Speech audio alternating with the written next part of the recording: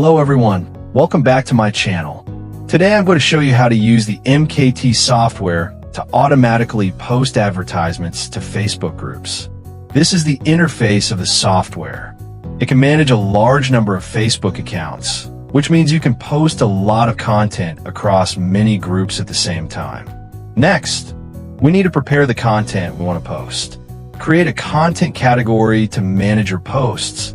Then add the content you want to publish here. To start posting, go to the group posting feature and select the Facebook accounts you want to use. Then, set up the parameters on the right side so the software knows how to operate. Select the prepared content. Choose the list of groups you want to post to and enter the group UIDs. Once you've prepared the content, configured the settings, and added your group list, just click Start.